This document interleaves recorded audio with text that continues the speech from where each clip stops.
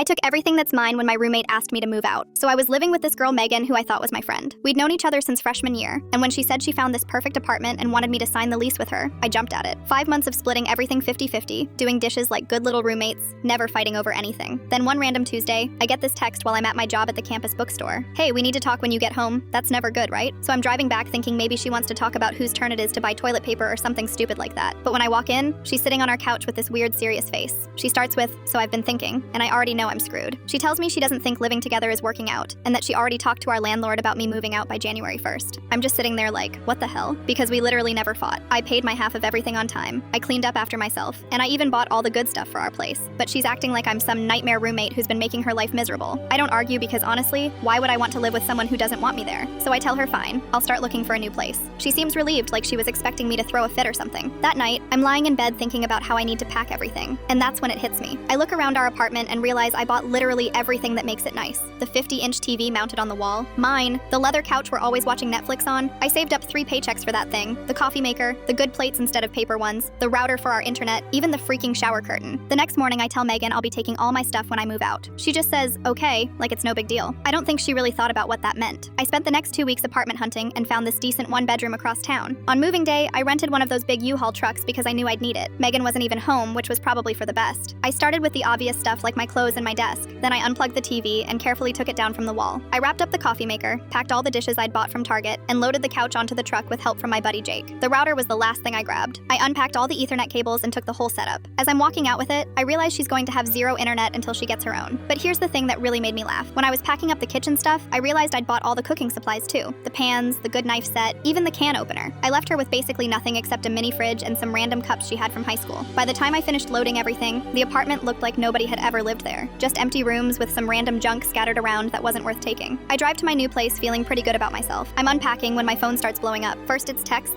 then calls. Megan is absolutely losing it. "What the hell did you do to the apartment?" she screams when I finally pick up. "It's completely empty." I tell her calmly that I took everything I paid for, just like I said I would. She starts yelling about how she looks like an idiot because her friends were supposed to come over that night and now there's nowhere to sit and nothing to watch. "You can't just take everything," she says. How am I supposed to explain this? I remind her that she literally said okay when I told her I was taking my stuff. She hangs up on me.